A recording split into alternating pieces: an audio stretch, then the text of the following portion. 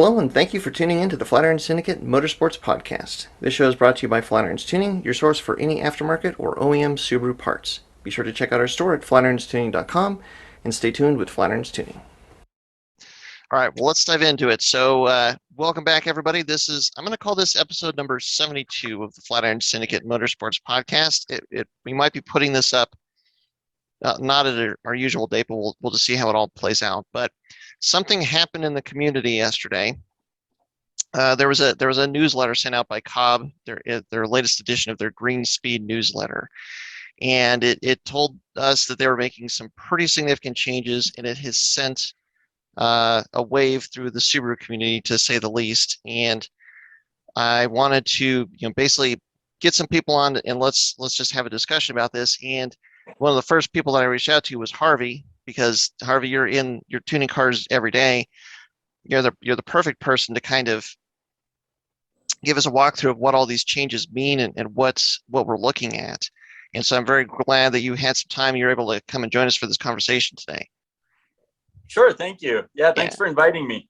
Yeah. So basically, I don't know, where should we start, by just kind of going down or giving a cliff notes of what the memo said, or what do you guys? Let's start with the memo, I think. Okay. So the highlights. So basically, what they said is that the Cobb Tuning is being a leader in the industry. They're trying to address regulatory changes in the current market. And what that means is that they have to ensure that tunes and calibrations developed using the Cobb's Access Tuner software address the new and evolving emissions requirements present in the market, and ideally, where they can be CARB EO certified. So this is certified by the California Air Resource Board. And what they've elected to do is to help ensure that their tunes or calibrations meet that kind of certification. They have basically removed or changed some of the capabilities of the Access Tuner software. So this is the software that Harvey, you as a tuner would use to actually get in there and tune a car. So there's menus or toggles or access points to the functionality of a car's tune that they've basically pulled back or removed. Yes. And so what they list specifically here, and say that they have changed, are things like diagnostic trouble codes, check engine lights effectively, anything to do with the O2 sensors, anything to do with the exhaust gas temperature sensors, anything to do with the three-way catalyst, which I think is a catalytic converter that operates in two different temperature ranges, stratified warm-up, tumble generator valves, the TGVs, secondary air injection, anything to do with the evaporative system, which was basically to do with like fuel vapor that's coming off the tank that's usually ducted into the intake manifold and such, and then a few other tables to do with OBD test max mid limits, and anything to do with the OBD test monitoring system. So that's a long list. A lot of that seems significant. Harvey, can you give us a sense of what kind of does that mean, or what do those things affect? That all affects self-testing of the emission system of the car. So everything that you see there that they're mentioning is related to emissions.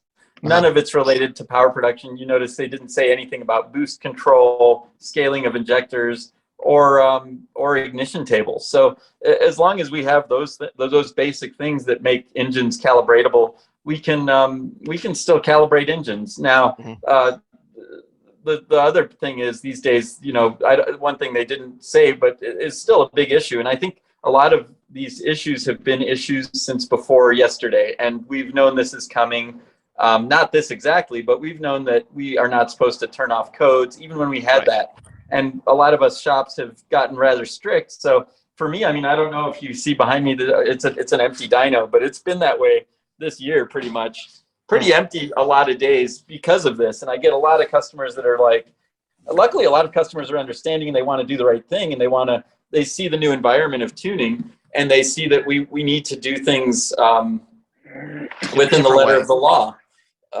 in order to stay in business. And I think that's what I'm sort of excited about, is the fact that along with that announcement, Cobb mentioned how many executive orders from CARB they've gotten, or exemption orders they've gotten from CARB for their parts. And I know they're testing, they're developing flex fuel for CAN bus. They're doing CARB EOs for larger injectors. Hopefully, I mean, all this stuff is dependent on how the tests go, but they're active in trying to do something no other tuning company has done, and that's to stay in business and not to just find workarounds for the EPA or CARB when they get caught doing stuff. And and you know, I think they've always been at the head of trying to do probably the best job at defining tables, the best job at concise understanding of what we are and aren't allowed to do. I'm part of the Cobb Pro Tuner teacher training, and honestly, if anybody's taken the Access Tuner race as well, a huge part of these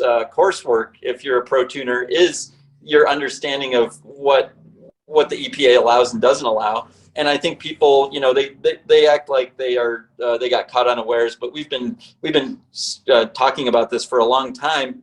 And I'll say I've always been personally an environmentalist, and I've always felt like I was doing right when I used EPA approved high flow cats, even though they were aftermarket and not CARB approved.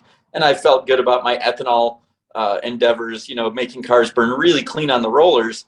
And I've never had a moral problem, but these are laws that were passed, like I said, pretty much when I was born in 1970. So right. These laws were just unenforced. So I'll say, if you've ever been to traffic court, they always tell you ignorance of the law is no defense of the law. And right. I do see that they've started enforcing this stuff. But I'll say, I watched a fire. I've been in Boulder here in Colorado for since 1991, and I watched a fire for the first time sweep over coming this way. From the shop, I could see the fire in left hand 2 years ago. This year, my mom's house was threatened. That fire could have threatened my house. I'm seeing environmental change. I'm not saying that cars are the cause of it or anything. I'm just saying, even if we're the smallest part of it, we have the responsibility to follow the law and to help the environment. So I think that's the core, is this like government stepping up in enforcement of actions regarding the environment. And I don't have the biggest moral problem with that. It's definitely killing business, but I think that there's opportunities as well. I want to, you know, offer to make the first 500 horsepower stock downpipe car, and hopefully there won't be too much back pressure. Right.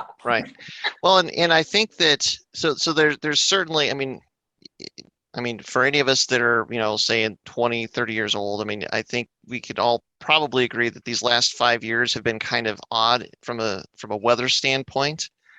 Like, I think we're in Colorado, where we generally get a lot of snow. I think I had to shovel my driveway twice this year. Like, we really had a very light winter, but there's a lot of possible causes to that, but it's like things are changing.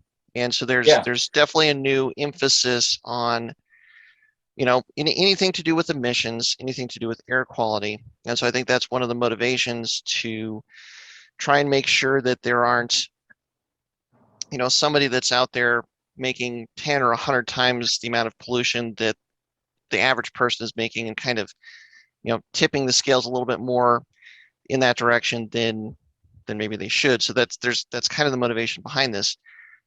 If there's a positive to what Cobb has been doing and has done, it is that they're not just throwing up their hands and giving up. They're not just closing shop, discontinuing all the parts, taking their toys and going home. They're trying to find a way with this new emphasis on, you know, air quality and emissions and such, to still do whatever is possible to give us the ability to still kind of make our cars our own, to increase the performance of cars. And they're just, it seems like they're working hard at that, but it is what we're seeing with this latest update is how challenging that might be, at least in the near future. Yeah. And you know, I look at the screen of this Zoom call and I see 3, maybe even 4 race car drivers in me.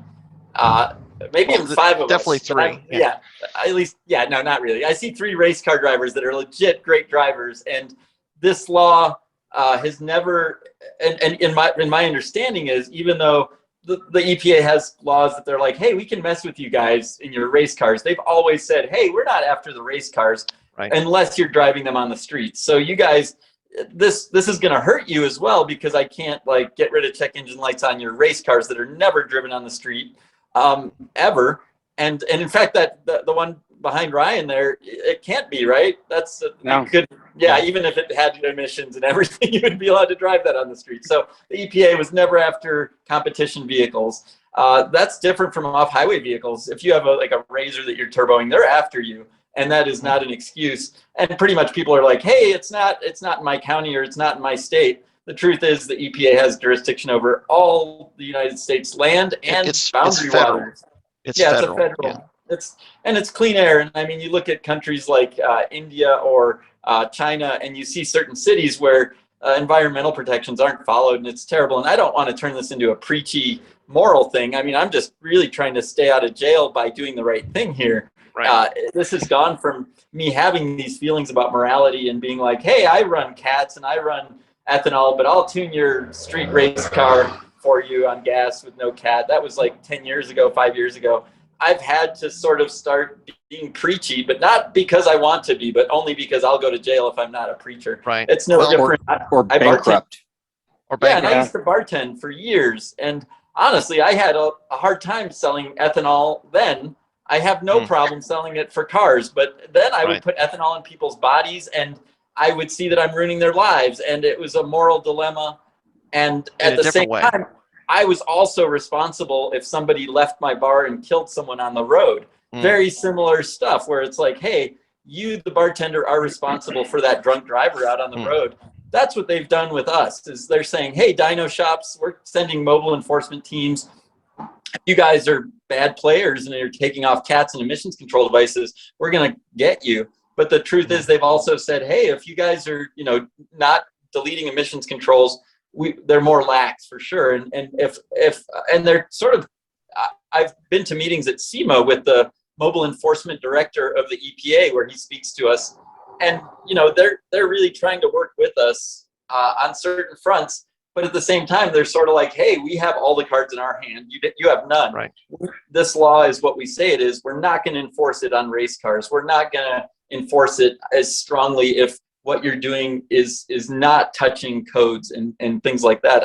I've seen these slides and the person telling me this, and I trust that they have. I trust that I hate to say it. I'm not a big government like supporting nut or something, or a liberal that way, but this is very I do know we are right here in Colorado. I have so many friends that work at the National Center for Atmospheric Research and at NOAA. That's right here in Boulder. And all my friends that work there, none of them have a political agenda about this, and it's some critical stuff. So I do believe that this is the government is focusing now on this because we need to as a human race. Yeah. Well, I think I just want to interject. I mean, there's a lot of political stuff. I mean, first and foremost, the one thing I want to say, and this is from also my interactions being part of the SEMA network, being part of the whole PRI stand up against the emissions and RPM Act, is that time and time again, what the government said that they would do and wouldn't do is constantly changing. And just recently, the government just said, oh, all that stuff where we were talking about protecting your race cars. Yeah, if it was ever came with the factory, I don't care what it's doing now. Like, it's not like a car like this that was never ever sold, a non-ban car, but like a car like my other car, like those cars are 100% against the law, and we are targeting any vehicle that was ever made for highway use ever. Yeah. And so that's different than what they said 6 months ago, 8 months ago, 12 months ago. And so, like, I get that this idea of like, yeah, it's, it's the right thing to do and blah, blah, blah, and all this other stuff. And I'm not saying that I think that's a great moral stance to take, and it's certainly not one that I don't share. But what I see is like to think that the government's going to stick with one thing that they're going to say, and we're going to get this little time. They're going to break us off this little piece, and Cobb is pioneering that little tiny piece we're going to get. That's just until they decide, we don't want to do that anymore. And it's going to put these other companies like Cobb who are spending easily millions of dollars to try and get these EO certs passed. I mean, they change one thing at the whim, and then it does put on the company. I mean, you're going to see other companies that aren't going to make those moves because the government has already proved, at least with this thing, time and time again, that they don't stick to their word. They're going to do whatever they want to do. Period. So right, and so go ahead. They said they weren't going to come after race cars. The RPM Act has been trying to be pushed through, and the EPA said time and time again they weren't going to come after race cars. But what they just did with what Cobb just did, fortunately, it's good for the environment. It's good to do this on any car that's driven on the street. But what it also did was it basically limited the amount of stuff that you can do with, especially the newer cars like mine, CAN bus cars. Like CAN bus. Yeah. You can't turn off a bunch of check engine lights. So Harvey, quick question for you. How many check engine lights can possibly be running on my CAN bus car before it puts it in limp mode? You know what? That's a great question. And I think Cobb has an amazing answer for you. The truth is, with a CAN bus car, something they've done with the GTR is they've opened up the doorway to someone who was at Cobb apparently was sitting there and he was thinking, CAN bus is a single line where we can get data from, and we can get any data out of that line that's in there. And then he realized, oh my gosh, some of this CAN stuff is commanding things. So with the GTR, they've developed a CAN bus Flex Fuel kit that doesn't take an input or an output. So the truth is, with CAN bus cars, yes, there are CVNs that are harder to get through emissions because the CAN bus cars have the CVN feature in them. But the other interesting thing is, with CAN bus, you can command actuators as well as pull data out and even add new data that never existed before.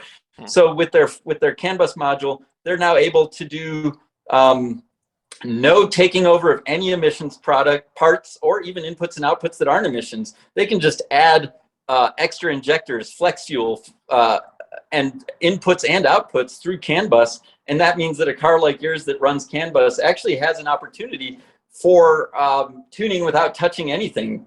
The custom code would then be able to do that, and that's what they're actually working on. I believe. I'm not. I don't work at Cobb full time, and I'm not an authority. Are you talking about Flex Fuel? Yeah, Flex Fuel CAN bus. They're definitely working on a CARB approved Flex Fuel solution for multiple applications. And that was also Scotty's car. They also didn't neuter the speed density ability to tune on the GTR too, though. Right. Oh, they did? Yeah. Oh, yeah. Well, it's not available. Yeah. Sure. So we can get through more of the details, because that's actually, I think, what a lot of people have questions about, and I want to kind of go through what they said has changed.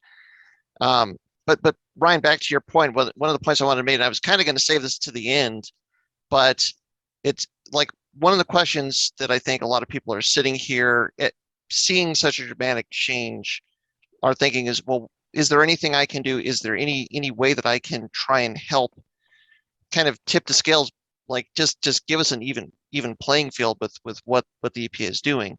And the answer is, I think the answer is yes, because I think the key understanding points to understand with all this is that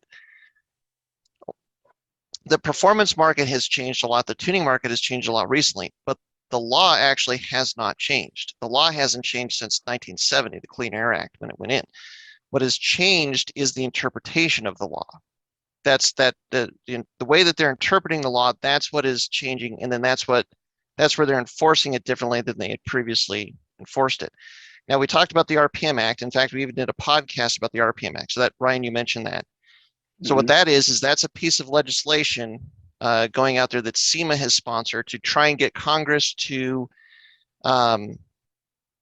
basically officially put it into law that if you have a car that was made as a production vehicle or a street vehicle, you can turn it into a race car. And if it's a race car, if it doesn't have plates, it's not insured, it's not driven on the street, then you don't have to meet all the same requirements that a street car would meet.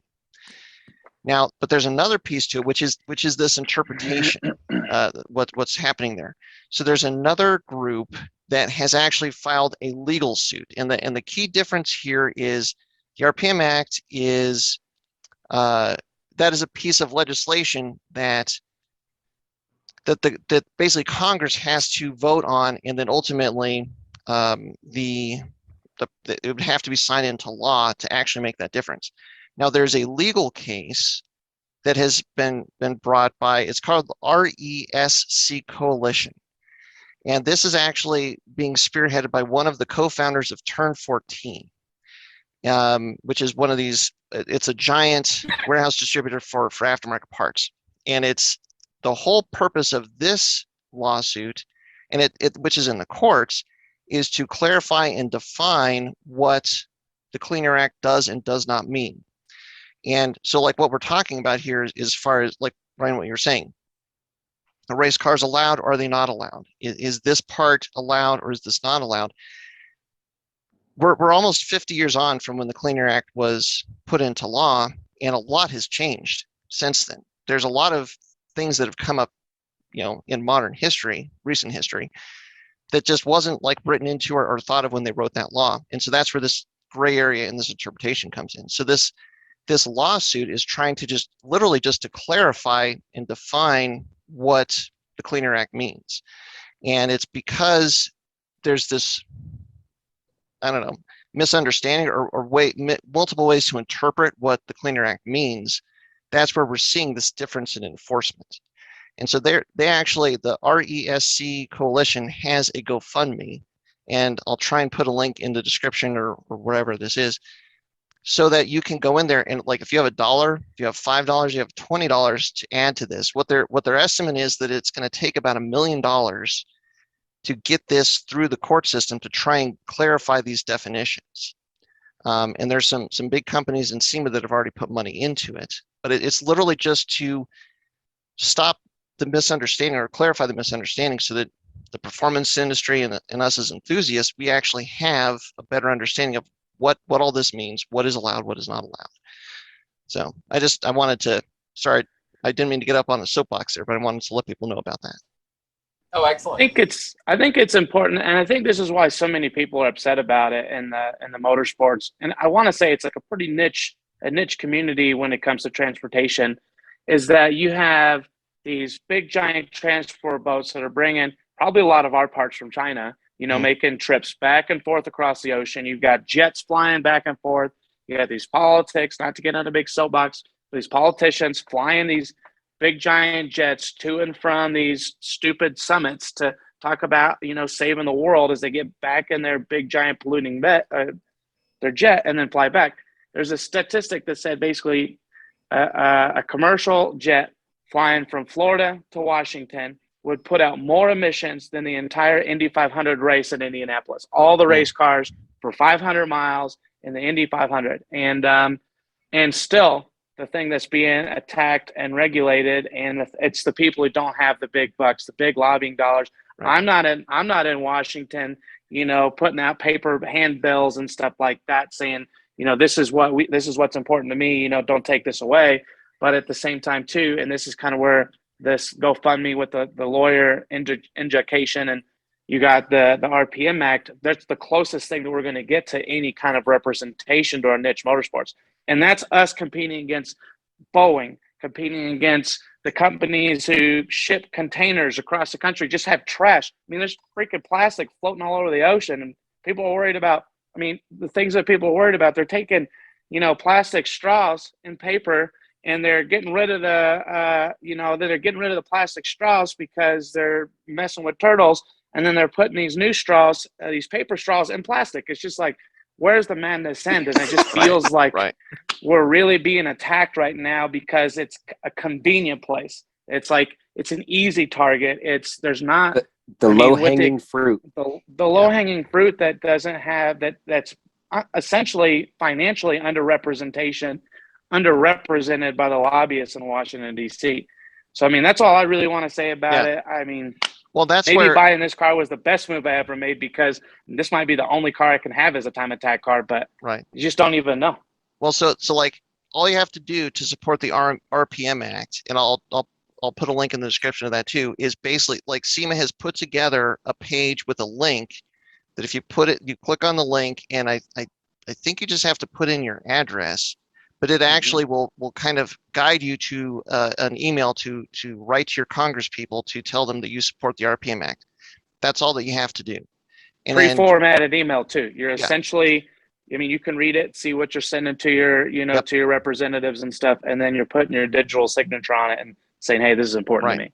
And what you're going for there, or what they're going for there, is the volume of support. The more that your congressperson sees that people in their district or in their area are in favor of this RPM Act being put into law, the more that they will take it seriously, hopefully, and get it through Congress. But Congress is a tricky thing. But that's something that we can easily do. But what I like about this lawsuit that's trying to just clarify these definitions is, like, again, if you have $1, if you have $5, you can commit to this GoFundMe to help just clarify, like, what is the playing field that we're trying to work within. And that's going to be huge too. People have to remember, like, these laws that have been here forever about the Clean Air Act, CARB, all that stuff. When it comes to a street car, we are all 100% down for regulating that. Fine. But what this is about is our race cars. This is about the fact that, like, you can no longer just take a brand new STI and really take the stuff off of it to make it run efficiently to turn it into a race car and just go race. Now you have to keep your TGVs, the secondary air pumps,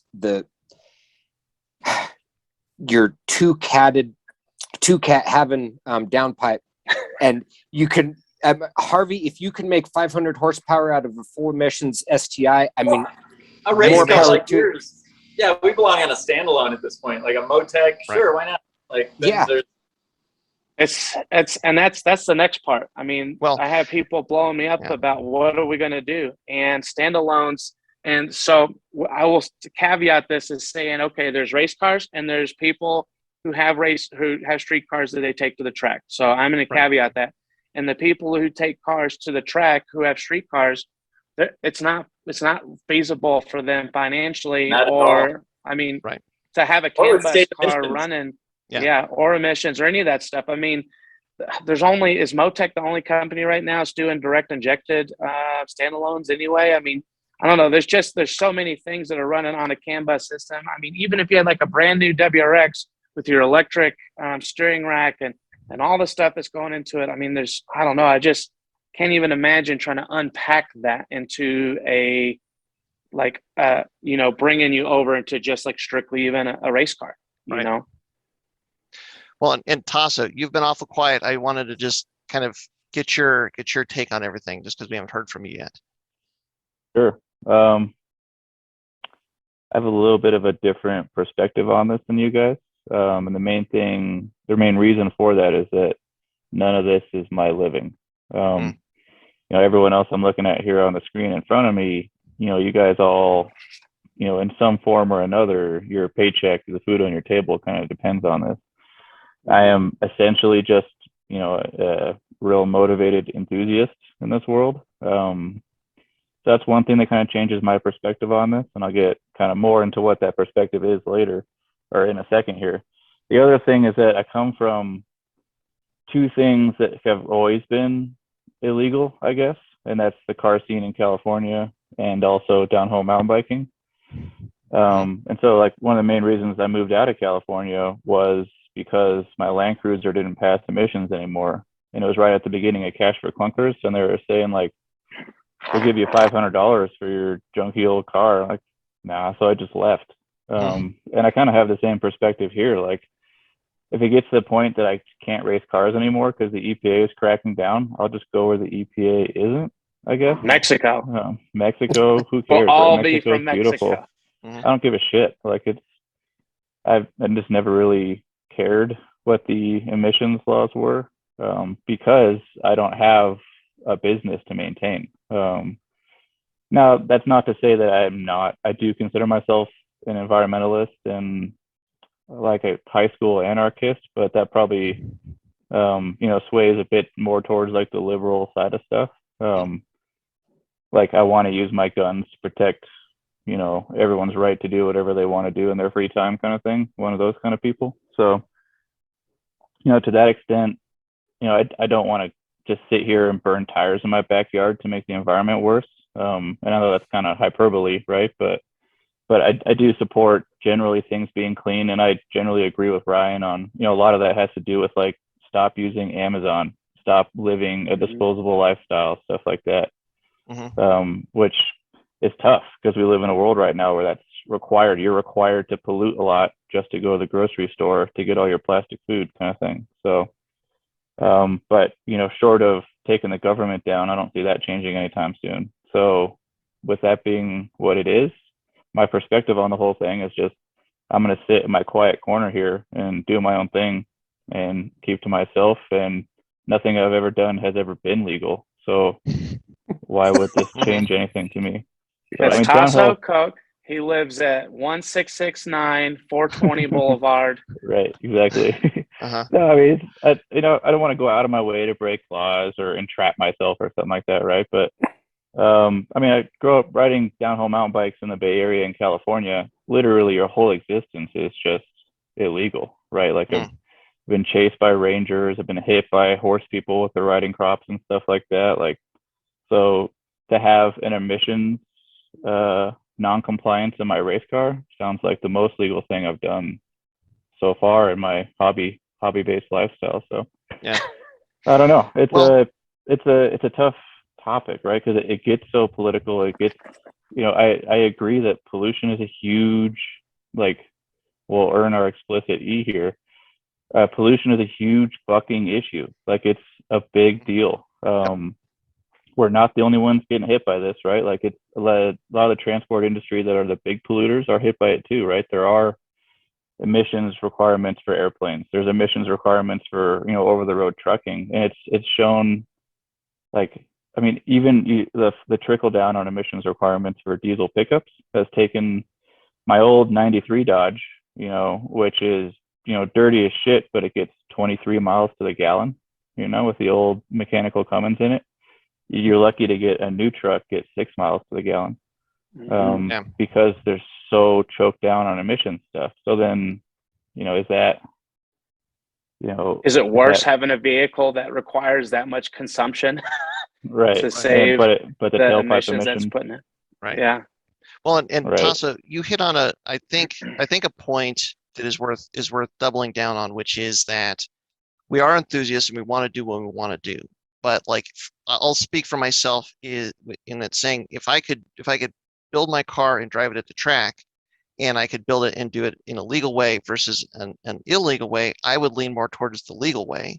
Sure. And if there was a clearly defined set of options for me that would allow me to modify my car, customize it, make it my own, improve it the way that I want to improve it, but do it in a legal way, versus the same kind of options in an illegal way, I would lean towards the legal way versus the illegal way. Sure. But one of the difficulties is with this lack of definition is that there's no easy way to tell which side of that fence you're on, or which side of that fence you're going in the direction of. Yeah. I mean, everything we've done has always been illegal, right? It's not even a law interpretation, it's just enforcement. Look at the federal emissions code, and it says really clearly, this isn't an interpretation issue.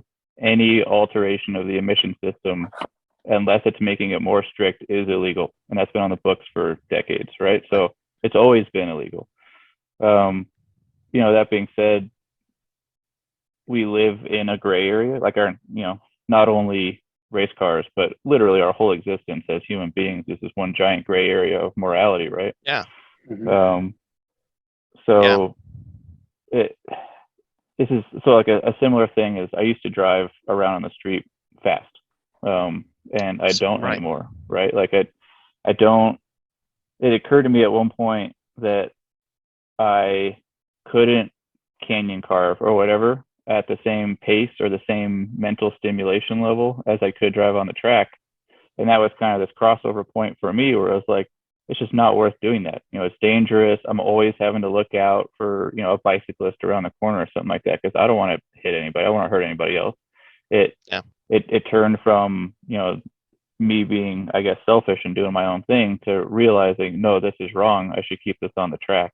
And it's a similar thing emissions wise. Like, you know, I have multiple diesel pickups and none of them are like tuned to roll coal because that's just not cool anymore, right? Like I don't see that as, it's as similar to driving around fast on the street. Like it's just not cool to me anymore once you realize that like competition is out there and it's much more real and much more satisfying, immersive. Yeah, satisfying, right? It's so once you get, I don't know, I guess I'm sort of rambling, but my point here is like I agree with you. I would love it to be legal somehow. My opinion is that it never has been. So an aftermarket tuning company changing some of their policies, okay. Yeah, but you're already on a standalone, so this doesn't personally affect you there. Where like a lot of us here are running a Cobb access port. Like I'm afraid to take my car back in to have Harvey fix up the tune because of the amount of check engine lights that are going to be back on it, and is it going to be in a limp mode? Right. And this is a car that will never ever be driven on a street. I mean, it barely runs now as it is. So. Right. Yeah. Right. The streets of Willow. There's Cobb is getting a lot of negative feedback for this change, and I think a lot of that comes from how seemingly overnight this is kind of an anvil that dropped on us. There's been, like we talked about at the beginning, there's been signs this has been percolating in this direction, but it's just the switch got flipped yesterday, and now here we are.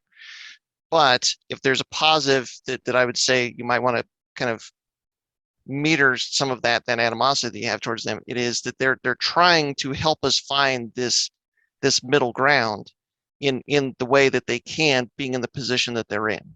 I mean, it's well known what parts Cobb makes and what they've done in their history and so on and so forth. So obviously they're a very big company, so they're going to get a lot of attention, and that's probably why they're trying to be this leader in making this change and trying to give us this alternate path versus kind of going underground and being more outlaw per se or something along those lines.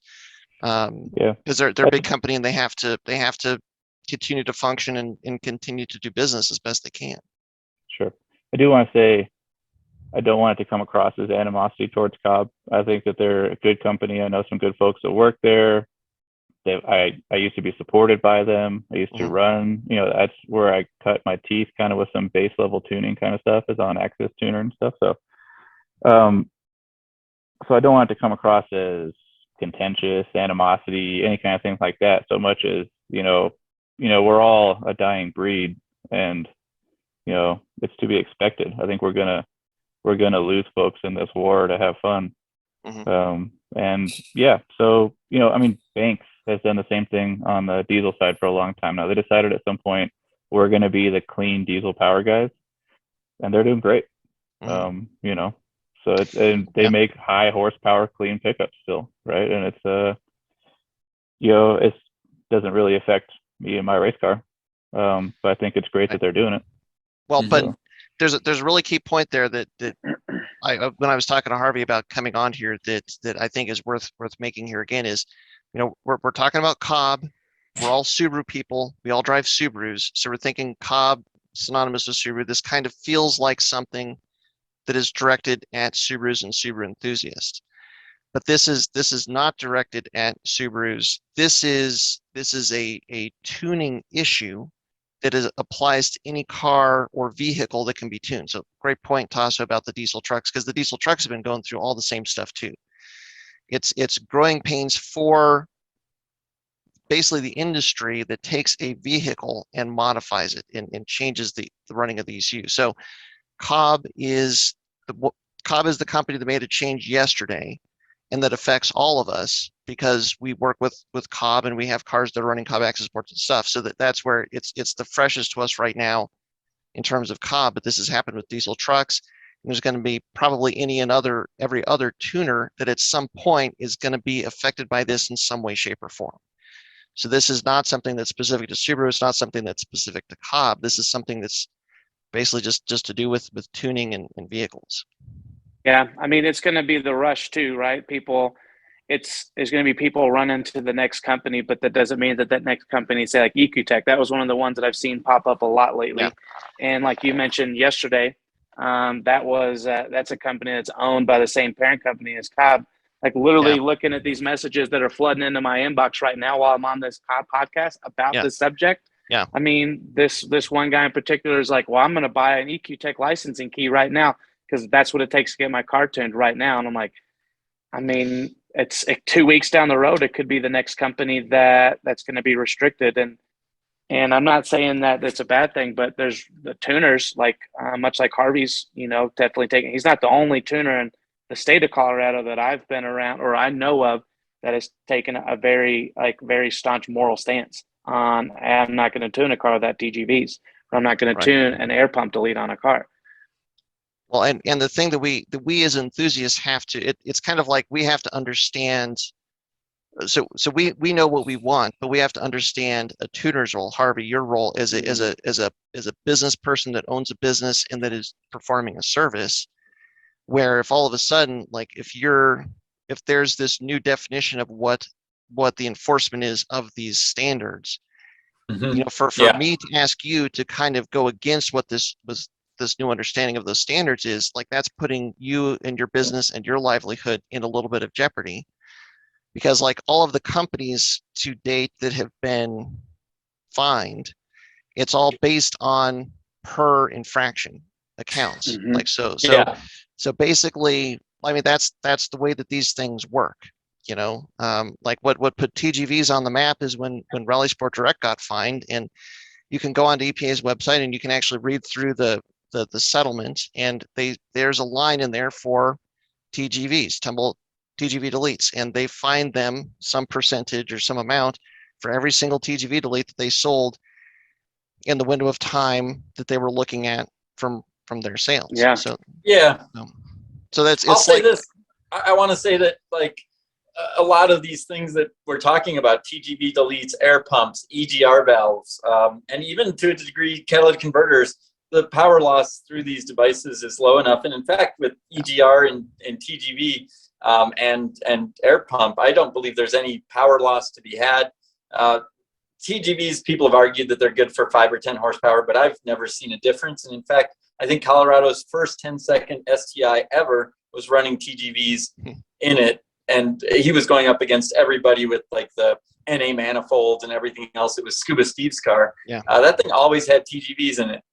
So I don't think that we're that limited by them. The other day I tuned an STI, and I've been tuning a lot more and more stock downpipe cars, and of course I'm leaving all the codes turned on and stuff for everybody. So I was tuning this car, and it made it was on one of your turbos, the 555 450, I believe, and I think I made over 400 on it, and it made over 400 at the wheels. And then I turned to the guy and I said, yeah, I left all your codes around. You're going to have to get a downpipe with a good cat though. And he looks at me funny and he's like, that was the stock cat. And I looked at his chart and I was like, oh, that explains like 300 RPMs of lag. And maybe I could have made more power, but just a little bit.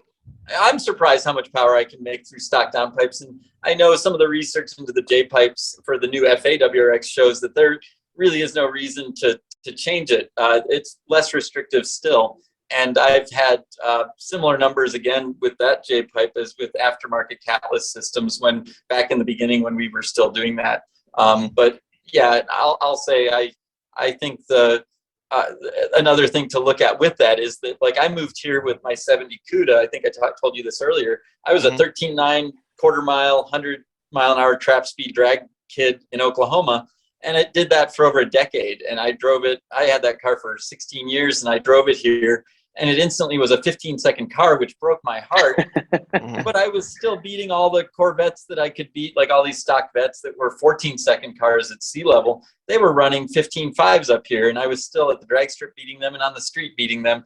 So, some of this stuff, yeah, you guys are race car drivers. So you really do deserve to be unfettered. But the street car drivers who are fettered, it's really just going to either level the playing field or cost everyone the same 10 horsepower from the cat. So I think it's not as big a deal as people are making it out to be. The big deal is that you can't get cats right now, aftermarket or stock.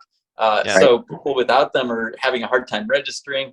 And so what we need to do is make sure that we do everything we can as an industry to help these people get their cars back to a state that can be registered. And then we do what we're allowed to make them fast. And we walk away with happy customers. People that aren't satisfied at that point, there is, just like Ryan's car behind him, there's another loophole we spoke of this morning as well, which is the kit cars, the 818s. Yeah. I don't know what the federal stance is, but I know here in Colorado, the emissions aren't terrible. They're not even as bad as swap rules.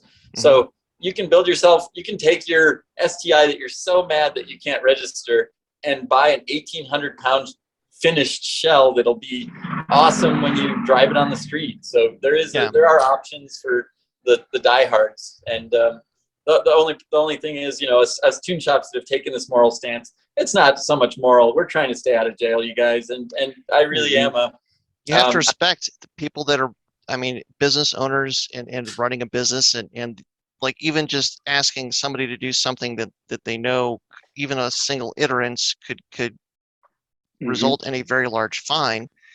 It's, is it worth making 10 more horsepower? Like if I'm in Harvey's shoes, is it worth making 10 more horsepower in this car and taking on this risk, or making 10 less horsepower and not taking on a risk? 10 more horsepower, it's not worth the risk. Yeah. Yeah. Well, and before we get too far on, and we've already kind of come a ways, I did want to kind of go through some of the details, if that's all right, just with to give more clarification for what this change in the access port functionality means to people. The biggest one that I wanted to hit on here, Harvey, is looking at this. So we talked about the codes that are now not accessible. They mention flex fuel, and the big thing I wanted to mention here is, so it's like analog flex fuels, what they're calling it, because they are tied into the signal processing of some of these emissions systems. Those are now no longer supported. So Harvey, am I correct in reading that as saying, if you have a flex fuel kit that you haven't installed yet, that will now not be tunable with an access port, and if you have one that is on your car and is running and you need to get your car tuned, that now you would not be able to continue on having that functionality in the future? I believe so. I believe that's true, and I hope it's temporary, and I hope they come out with something for pre-CAN bus, but my real hope is that they'll come out with an acceptable CARB-approved solution for CAN bus. And I bet you that what they're looking at, that the issue with the CARB-approved flex fuel is the fact that it's piggybacking currently on an existing sensor set. So it just needs its own power and signal wire. So it's entirely possible that there will be something where you have the sensor already, and you just, instead of plugging it into the existing car wiring, you plug in pigtails that you then wire the power and the signal independently, and then get that to the ECU somehow. And then that's all that would be needed. It can't ride on an existing emission sensor set. Is the I think it can ride on the power and grounds for the other sensors, but I don't. I think the signal is what it was co-opting. It was using the signal from a sensor, and now they don't want to do that anymore because all the sensors are required for emission. So what they're doing is they're using the CAN bus to add more sensors and not touch the anything that the factory had. Okay. And I guess what the point is that it seems like a really big problem. And there's the certification process, which is not a fast process, because each iteration of year and model of vehicle that you're trying to get this certified for has to be independently tested. But at its foundation, there's, from a mechanical sense, it's not actually that bad per se. So there is hope that they're going to be able to figure out a solution here. But it's just in the short term, that's the flex fuel and issues surrounding the flex fuel is where I've seen the most frustration, I think. I'll say this too.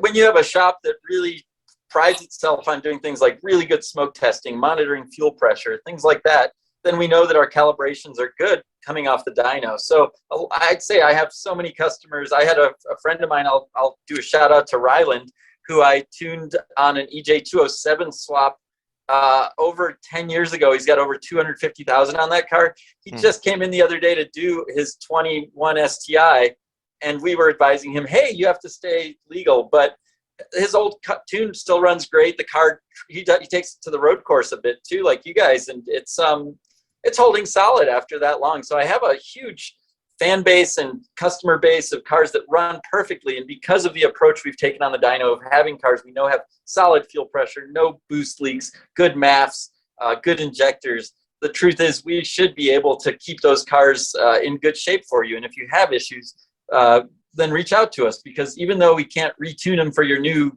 hopeful mods, we can keep these cars as fast as they've ever been by making sure that they're getting good fuel pressure and all the things are in order. So if your car runs poorly, it's not really time to retune ever. It's more time, if it was tuned in a good mechanical state, to make sure it's still in that state and everything will right itself. So I'm not as worried about my old customer base calling me and saying, oh my gosh.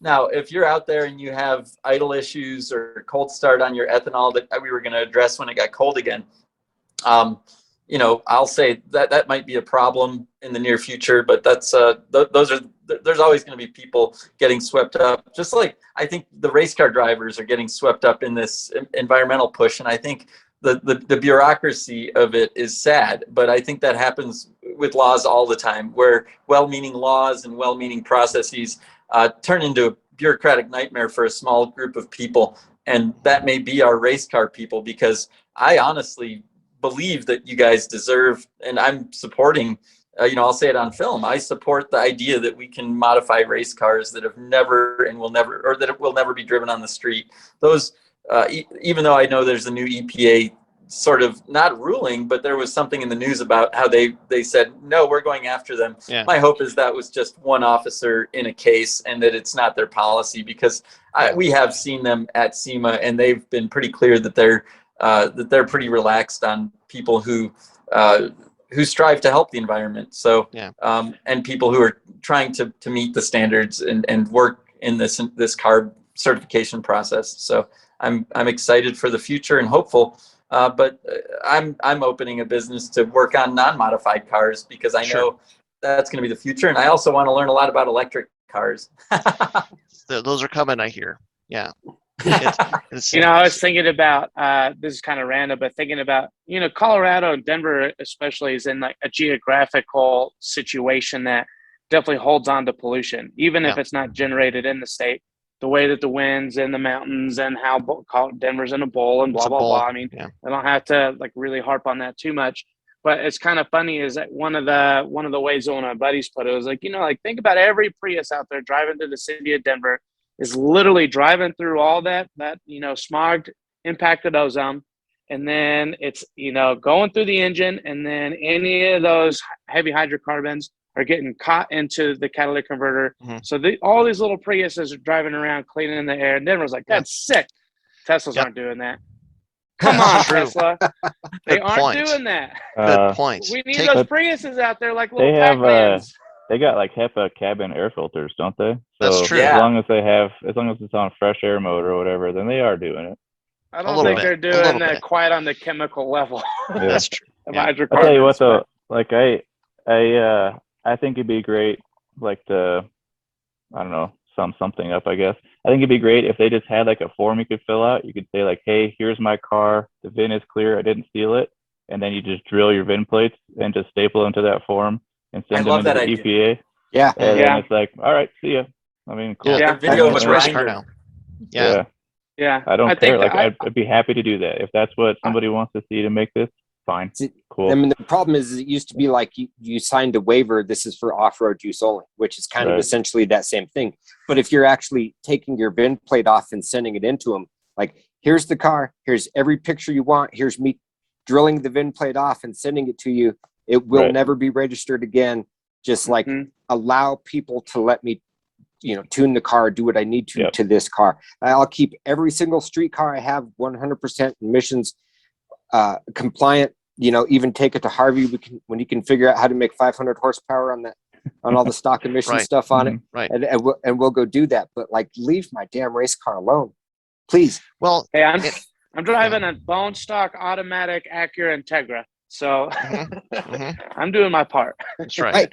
Well, and the thing that, like the big picture here that I think is important for us as enthusiasts to hold, and why these clarifications like the RPM Act the lawsuit that is trying to clarify all this stuff is important is for an industry to make this, for a company, for a business to make these parts that we need to put on the cars to get it to do what we need to do. Like let's say even just the access port, like for Cobb as a business to spend the time in the R&D to figure out how to make this device that can do what the access port does, that's a big investment. That's a big expense. That's something that probably is not within the range of what almost any of us could do, like in our garage or something, say. So there has to be a way for them to put in all that R&D and create this thing that they can then sell to make up for the research and development cost. And then in the process, we get this cool thing that helps us make our cars do what we want it to do.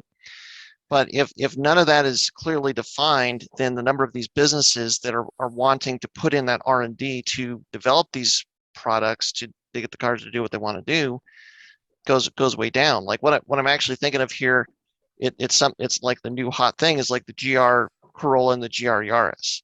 So I've been studying up on the GR Yaris and trying to see what the deal is. And like one of the big limiting factors right now for that car, for that platform, is that there's only the stock head studs and there's only stock head gaskets for it currently. So the aftermarket hasn't come in either one of those kind of rudimentary products to give another option, right? So those are kind of the limiting factors. Now, I think in the case of the GR Yaris, it's because the overall production volume is pretty low. Like there's not that many cars out there. Like if you look at a really low production volume car, like if a company's like an ARP say is going to make a head stud, but there's 500 cars out there, how many of them are going to need head studs? 50, 25, maybe. So then all that R&D cost has to be divided by like 50 or 25 sets. What they're forecasting that they're going to sell, and then they're so expensive that nobody buys them. So they kind of do that early math and then say, well, it doesn't make any sense, and so they won't do it. And so, like with the aftermarket industry, if there's a good chance, like say Cobb has a CARB certification for their 20G turbo. Well, so what is the chance that they can come out with a CARB certified tune to go along with that turbo? I'm sure they've done the math. Maybe they're already in process, but they're going to crunch those numbers and say, well, okay, if it's going to cost us this much to do this, how many of these kits could we sell? But it's if there's no willingness to let a company like that put in that R&D and do all the work to make extra power, but without making any extra emissions and get the certification, then they're not going to do it. And so then those options just aren't going to be there for us. And so that's where like these businesses need to know what the playing field is, so they can make the decision whether or not they're going to make the investment in developing these parts that we need or not. And so that's where I think we just have to hope that there's some clarification that comes out, and hopefully some of these companies will come up with solutions that still work and let us do with the cars what we want to do. We hope that anyone who's listening to this will go sign that petition and send it to all their friends to go sign that petition. Get your mom, your dad, your grandma, anybody you can think of to go sign this petition to let these people know that there are people who really care about this stuff. I mean, it need to be heard. And that, like Ryan said, there's not many people out there that are fighting for us. This is pretty much, this is it. So, I mean, we have to get that out there. We as enthusiasts have to use our voice. We as enthusiasts have to reach out and let people know that we're here, that this is what we're thinking about, this is what we want to put our energies behind. And that's why like a company like Turn 14 is supporting that RESC coalition lawsuit to try and get that clarification, to basically establish that better playing field for these companies to come in and decide, am I going to make parts for these new cars or am I not? So they can actually do a really, easily do the calculations versus feel like they're taking a big risk because they don't know what's going to happen in 6 months or a year. And that's the other thing. You need to go cough up some money so they can pay for these lawyers to actually get this taken care of also. Right. Yeah. Sorry to interrupt. No, it's okay. I was just going to mention too, like in some ways, as dark as we can all be, like, and this is what you were saying earlier, harp on that with Cobb. I mean, this is potentially positive light. It wasn't that long ago that at the bare minimum, I know I've had this conversation with everyone on this podcast where when Colorado started, like pre-COVID, started adopting the California emission standards with the CARB EOs and all that stuff, that was the writing on the wall, that there was going to be no more performance modifications allowed on vehicles. And I mean, it's a stock engine, right? But suspension, we all know how much faster cars can go on, with the other parts of the vehicle that are unrestricted currently. But I mean, in some ways, we've drug it out for years at this point. And I don't mean that the writing's on the wall that it's going to end, but there is light at the end of the tunnel, hopefully. Even if it is, I mean, the fact that you can get a 20G, like they have an EPA certified 20G, is just crazy to me. 100%. But yeah. that's like what we've never is. seen, right? Like there it is, yeah. And like being in, and I'm sure Harvey's been in there too, where you're in those conversations with those SEMA and those PRI people, and they're talking about what they're doing in SEMA Garage, basically trying to fast track some of this EPA stuff and putting, some big money behind the product industry and stuff to try and, like, there are companies and people who are doing what they can do to try and fast track and try and hold on to some of this stuff. And a 20G turbo, this thing on the 20G would be terrifying. Right. I can't even imagine, somebody with a street car going from a TD04, what kind of difference that would be, you know? So, well, I mean, there is still hope, and it is looking better than it looked 2.5 years ago when we talked about this. It's also, I mean, SEMA is an organization. They're still out there and they're still doing what they can for sure. And so that's not something to be overlooked. Like the first time when I heard about, like a couple of years ago when those changes were coming, I wanted to make sure that our SEMA registration was up to date. We were current. We were, it's like, even as a shop, they make it very affordable. But like if all the performance shops, around the country, we all made sure that we're SEMA members and giving them, it's like $100, $200 a year. I mean, it's very affordable, but just that's the support. And then hopefully that helps SEMA do what they can do. And so that there's opportunities as enthusiasts and as business owners to kind of reach out to these organizations that are trying to move the ball, in the direction that we wanted to. And so that's a really good way to use our voice for sure. Yep. PPIR is a SEMA Pro member. Sounds like Flatirons is. I'm sure the Boost Creep is probably there. Yeah. So, I mean, it is good. And yeah, any other companies, like I know we got a lot of friends who own shops up in the Northeast and in Washington and all other viewers and stuff. I mean, it's such a small thing, but it's helping make a bigger impact, especially when it comes to the SEMA Garage and stuff. So, I mean, if you're a performance shop, look worried about your customer base. I mean, being part of that program and being part of that SEMA Pro network is also helping fast track some of these parts that maybe you're going to be able to install in your customers' cars. Yep. It's getting the numbers together to let us use the power of the size of our enthusiast base. That's how we can really kind of, basically, get the word out, let people know how many of us there are that want to do this kind of thing, how much we want to support the organizations that are trying to support what we're doing and make it all possible for us to all do it. And the other thing I want to say, just kind of as we're getting towards the end and wrapping it up here too, is there's a ton of smart people in the car enthusiast world. And like a lot of these companies, like that you've bought parts for, that we have bought parts for, are the ones that have developed all this stuff, because there's engineers, there's brilliant people out there that know how cars work and how they can make them better.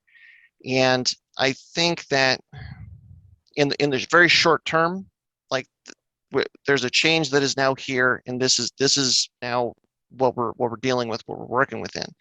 But there's a ton of those smart people that we just have to give them a chance and give them time. And I know Cobb and like all the people that Cobb has that develop the access ports and the tunes and the products and all these other aftermarket companies, they have some super smart people that I know are going to be really like just probably staying up at night trying to come up with ideas like how can they work within this new framework, within this new structure, to still kind of give us options, give us opportunities. And you never count the aftermarket out. I mean, I remember when CAN bus was first unrolling, I mean, there was a speculation there at one point where like, well, I don't think rear flashes are going to work anymore with this thing. Like there was like, is that going to be the thing? Like when computers first took over cars, people were like, well, that's it. If I can't take a carburetor and change the jets, and if I don't have a distributor that I can rotate to set timing, that's it. It's all over. But look at where we are now. And it's like, just it's because of all those smart people that are just going to put their focus in this, and they're going to come up with something brilliant that gives us a good opportunity that works within this new structure. So I would say to anybody that's like looking to make a really fast, quick change, like if you can just give it a little bit of time, I think there might be a much better long-term option in the next, 6 months to a year. I mean, for people that are, like you were saying, I think at the beginning, that's like somebody that was literally on the dyno Monday that rolled into Tuesday, and then things have massively changed. Well, Sorry, Brett. That's a tough spot, but like, yeah, I think that there's hope. There's reason to be hopeful. If you need the stock TGVs, if you took your stock TGVs off and sold them, and your secondary air pumps, and we can get you new ones. They're definitely not cheap, but I mean, we can definitely get them. We can help you make your car, stock. You know what would be interesting? The syndicate difference. I wonder how many of those things are cross compatible against different marks. Like where you could say like an Outback air pump is the same as the one that's on a STI. I mean, those things are sitting in junkyards out here. People aren't stealing those things off of those. But there's not STIs and WRXs in junkyards typically. Right. So that'd be interesting. I mean, that kind of stuff is going to come out. That stuff's going to come up, Yeah. Well, and I mean, there's also like a very vibrant used part market. I mean, it's been a while, but Alan from Subaru Recycler, talked to him not infrequently, and he's been a good source for options for OEM parts like that. If you do something to put your car back together so that you can basically get rid of these check engine lights and get it functioning, get it tuned. Yeah. And honestly, like Harvey, it's actually encouraging to hear that you're having success tuning cars with the stock downpipe. Sure. It's so interesting how there's a lot of stuff that was kind of like the general kind of Subaru thought process, which was like, you can't make power on a stock downpipe. All this stuff has to go. It's all got to get out of here in order to make power. I mean, oh yeah, EGRs and air pumps. I mean, yeah. So like if we can get our cars to but just ugly, can they make it look better? Is there anybody who has a job that says, let's make some sexy looking emissions parts? Like that's the problem, right? Like that air pump, that thing just is. Can you paint some flames on them, some pinstripes or something? Just like you guys, unicorn stickers. Yeah, there you go. You haven't seen the coming of the new TGV housings? No. Oh yeah, there's I don't know if I'm allowed to talk about them, but yeah, there's some fancy, good-looking TGV housings coming. Good. Yeah, see, that's what we need. We need. I mean, the transition is obviously going to be a little bit rough, but yeah, that's what we need. Reliable TGVs. I mean, I do see it on the track where people have TGVs that get stuck close, or they have a sensor that doesn't report back, and it neuters their car. And I think I know from some of the guys who have like dual purpose cars that track a lot, they don't want to have a failure like that, because to them, that's just like, they're spending big money to be at an event. But I mean, because it's been easier to manufacture TGV deletes, there hasn't been a reason to manufacture more reliable carb EO TGVs, and so, I mean, if that changes, I'm sure that can answer some of that question, some of those issues too. And I mean, if that's the path to find parts that actually, like it is actually a direct replacement, but it actually is more reliable and maybe still has some kind of flow benefits, like they're able to, instead of take this large dowel that holds the flapper valves, like find a more efficient way to hold those flapper valves, but it still serves the same purpose. I mean, what about an air pump solenoid that doesn't fail all the time? That's kidding. Just crazy talk. That's just crazy talk now. It's only got to last 36,000 miles. Right. But it's like if we get more reliable products that let us be compliant, but that make the cars more reliable and still faster, I mean, long term, I think that's still a win. Like it's the search for options. Like what can we do? What can we do to kind of keep being able to personalize and improve our cars the way we want to do it? That's what we're looking for. And so now I think the aftermarket as a whole is probably shifting their focus. Like I said, Harvey, if there's a company that's now coming out with a fully functional TGV that is improved, that's maybe now the kind of thing. Instead of something that's a simplification and a removal, what about an improvement? That's I really wish we had individual TGV throttle bodies and got rid of the initial throttle body. That would be dope. That would just like, that would be sick. I want to say there's one company RV Motors. RB26. Yeah. Yeah. There you go. I mean, BMWs are all like that, you know, like, well, not the BMW M motors anyway.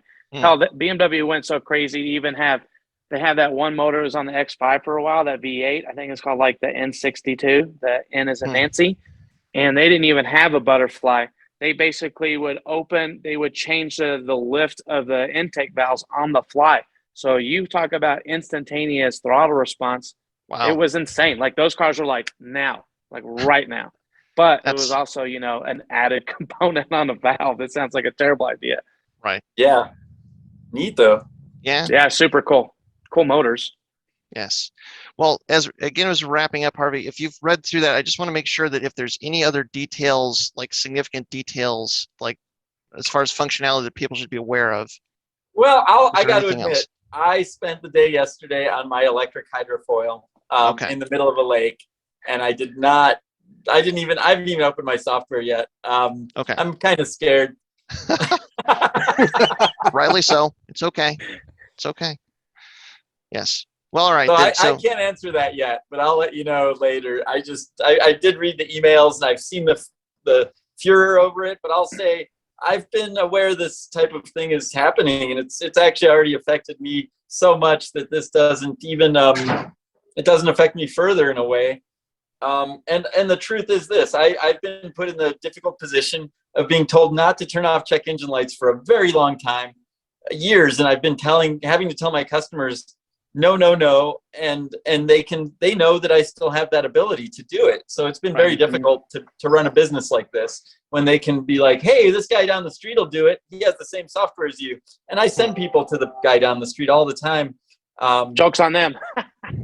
And now we're all in the same boat. Honestly, it's not, I don't feel like, oh, haha, finally. It's more like, I saw this coming and I planned for it. So for me, the truth is I've been really working with some track tuning and some race cars, and I'm working on older cars, and I'm working on kit cars. We've got two 818s here right now, and we're doing what we can. We're expanding in places that we are allowed to be, and we're actually excited about the green mission of doing future projects with these cars, with street cars. So I don't see it destroying my business, and I see it actually opening up some opportunities for growth as well. So I hope that's more than just an attitude. It's a change. I mean, we have to get used to it. But like again, it's knowing that the old solutions don't work. Well, now you got to go find a new one. Well, yeah, it's also what is also said. If you can't, it's not if you can't beat them, join them. It's if you can't beat them, just go find somewhere else to play. You know, and I think that's sort of my thing. Is I'm going to go tune kit cars and race cars, and really still tune cars that are emissions friendly now, and that I won't get that people aren't asking me to turn codes off because I can't. So for me, that's a little bit of a relief in a way, which is strange to say. It's a leveling of the playing field. It's in a lot of ways, like you were saying, people knowing that you have the ability to hit all these toggles, but that you're being told that you can't, but they know that you can. It puts you you're kind of in the middle. So now to not be in the middle, it's a much easier position to be in, because it's just like I can just like there's literally nothing I can software. do. Point at the software. It goes from won't to can't. So that's a little bit easier, I think. Right, for sure. So and if anything too, then that means that now the customer base, us as enthusiasts, us as in parts suppliers, we're now going to be looking for the options that fit within this new mold, because that's, once you completely take away the options, now the only thing you can do is look for whatever the new option is versus trying to find some way to make the old one work somehow. Mm-hmm. Yeah. So, well, very cool. Well, it's been a good conversation, and we're probably right about an hour here. Before we wrap it up, is there anything else that any of you guys want to mention or touch on? No, I think. For me, just keep calm, everybody. I mean, everyone's running around like the sky is falling type stuff, and I think with any of this type of thing, it takes time to understand the full repercussions of what's happening. We know it's just inching worse and worse, but at the same time, we don't know how bad it is. We need to calm down and see what this all really means, and if we can still work before we start professing madness and sky is falling type stuff. So I think, I'm not too worried. I know, again, all my old tunes, I have so many customers come in and say, hey, my car's been running for 200,000 miles fine. And I'm like, that's impossible. Like, yeah. So hopefully those people are all okay. And honestly, if they need help, I can even drop a new block in for them and make sure we clean their old injectors. So a lot of the old builds, as long as you're still getting through emissions and you have your cats and all your parts, we can help. And then if you need help going back to stock and making it fast on under the new rules, we can do whatever we have to get your car doing the best it can. Yeah. I'll say this, Harvey, it's not worse and worse. It's different and different. Yes. We have to get out of that mindset that it's worse and worse. It's the game has changed. We just have to figure out the new way to play the game. And it is still just inching. I think that's a good point to even mention. I mean, it hasn't just the gates haven't been completely closed yet, and so it is just inching along. And in some ways that's good, and in some ways that's bad, but it is still just inching along. So and there's way more ways to get fast other than power. Weight savings will make you faster. Seat time will make you faster. Brakes will make you faster. Suspension makes you faster. Aero makes you faster. Like that's a lot of options other than power. Power's a part of it, but all those other ones are too. Yeah. Don't forget about those other guys. Cool. Well, thanks very much, guys, for joining us. And I guess we lost Tasso. The pine cones they got separated. Sometimes those squirrels, you just can't trust them. That's all right. So But thanks to Tasso for joining us, Dussex, Scotty, and Harvey from the Boost Creep. Thank you very much for joining us.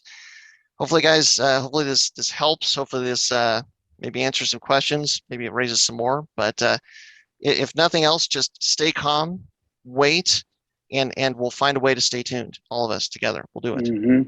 Hell yeah. Cool. Well, thanks, guys. Harvey. Yes. Thanks, Harvey. Until next time, as always, stay tuned to Flatirons Tuning. Yes. Thanks everyone for tuning in to the Flatiron Syndicate Motorsports Podcast. Once again, we'd like to let you know that your support is what makes this show possible. Be sure to check out our online store at flatironstuning.com for any of your aftermarket or OEM Subaru parts needs. And as always, stay tuned with Flatirons Tuning.